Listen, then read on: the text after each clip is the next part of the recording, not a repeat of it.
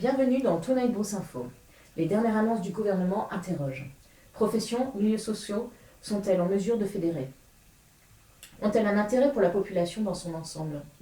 Après l'immigration, les retraites, la PMA, le gouvernement veut repenser l'ordre public. On en débat tout de suite avec Angel, député de La République En Marche, Clara Luciani, porte-parole 2 du gouvernement, François Berléand, coiffeur gilet jaune, Juliette Binoche, patronne de grands magasins gilets jaunes, et Johnny Hallyday, vendeur de vélos gilets jaunes. Bonsoir à tous les 5. Le président peut-il, doit-il s'engager sur ce terrain? Cette nouvelle acrobatie est-elle risquée? J'aimerais donner tout de suite la parole à Clara Luciani, mais avant ça, on vient de l'apprendre, un incendie s'est déclaré dans une commune de l'Aube. Guillaume Ruiz, où en sommes-nous? Pour le moment, peu d'informations. Le feu se serait déclaré vers 18h suite à une explosion. Des témoins auraient assisté à la scène, mais là encore, les éléments restent flous. Merci. On va revenir tout à l'heure à Conques-sur-Orbiel. Clara Luciani, votre dernier ouvrage, Sainte-Victoire, dresse un constat alarmant sur la police. Est-on réellement dans l'impasse? J'aimerais d'une part le rappeler. Le président a entendu la colère sociale. Il y a eu des mesures. Elles ont été respectées, améliorées. Nous souhaitons agir à la fois sur les deux terrains. Subvenir aux besoins d'une catégorie démunie et réparer les manques d'une institution délaissée. Comme la montagne de Cézanne, il fut un temps où la police régnait sur sa contrée. Et justement, sommes-nous sur le bord de l'implosion?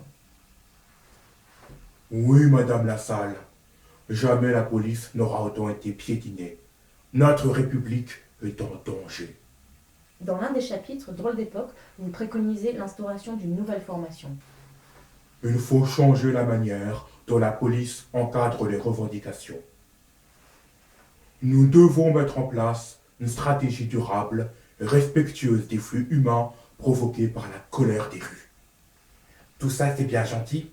Rien sur le retour de l'ISF, rien sur le RIC, rien sur la hausse des salaires. François Berléand, quelles sont vos craintes? Un retour en arrière pur et simple. La situation a changé. Il y aura l'avant et l'après mouvement jaune. Vous vous reposez sur vos lauriers. C'est pathétique. On nous balance des miettes et le ministre de l'Intérieur nous dit rentrez chez vous. Angel, j'aimerais savoir ce que vous préconisez face à une situation que l'on pourrait qualifier d'incertaine, d'explosive. Je le rappelle, vous avez commencé la politique à l'âge de 17 ans grâce à votre frère Roméo Elvis. Je tiens à remercier nos policiers. Sans eux, notre pays aurait volé en éclats. Si je suis ici ce soir pour défendre mes idées, c'est parce que Roméo me l'a appris. La police a fait son temps. L'armée est la seule à pouvoir réparer ce que l'État a subi. Les policiers se tuent au boulot.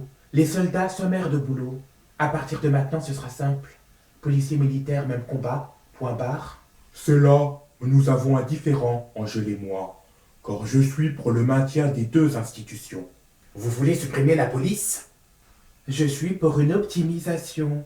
Non, mais dites-le clairement. Vous voulez virer des fonctionnaires pour faire des économies. Je vous le répète, je suis pour une optimisation de la façon dont la sécurité doit être établie dans notre pays. Jusqu'à preuve du contraire, les policiers sont sous vos ordres. Quand vous leur donnerez des choses intelligentes à faire, prévenez-moi. Trouvons la stratégie durable pour faire taire les gens. C'est ça la vérité. Vous déformez mes propos. Au fond, c'est ce que vous voulez. Monsieur Berléand! Vous nous mettez des canons à eau dans la figure à longueur de temps. Soyez honnête avec vous-même, Clara Luciani. Alors, s'il vous plaît, que les choses soient claires. Je m'oppose à ce que les téléspectateurs repartent avec l'idée que le gouvernement les a bafoués. Juliette Binoche, quel est votre sentiment? Sommes-nous figés entre quatre murs? Quand je vous écoute parler, j'ai peur. C'est ça que vous voulez? Les méchants d'un côté, les gentils d'un côté. C'est ça qui vous motive? C'est comme ça qu'on bâtit un avenir? Et selon vous, que doit-on faire? Je suis là pour agresser personne, pour juger personne. J'ai juste envie de me jeter sous un train quand je vois ce que devient mon métier. Qu'on réforme la police, l'armée, très bien. Ce que je demande avant tout, c'est de pouvoir exercer mon activité dans la sérénité. Madame la porte-parole, collègue de Sibeth Ndiaye, vous passez à côté du problème principal. Vous posez votre diagnostic d'une manière infondée. Pour qu'une société puisse être encadrée, protégée par la police et l'armée, il faut lui donner un sens. Mais nous sommes d'accord, Juliette Binoche. Nous sommes en désaccord. Pourquoi réformer la police? Traiter les conséquences au lieu des causes nous conduit au chaos.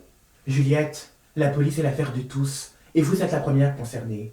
Quand des magasins sont pillés lors des manifestations, je me dis que la société déraille. Le respect doit être remis sur son étrier. Et justement, parlons des incivilités. J'aimerais donner la parole à Johnny Hallyday. Johnny, quelle analyse portez-vous sur la situation? J'aime les vélos. J'aime quand ça brille. L'or sur les roues, l'argent sur les guidons. Tout ça, j'adore. Ma spécialité, c'est les vélos urbains. On m'a dit, vous vendez des vélos pour les riches. J'ai répondu, quoi? Mes engins, c'est pour tout le monde. On me fait, vous croyez qu'avec les boulots qu'on nous file, on va vous les acheter, vos machins? Je réponds, soyez sympa.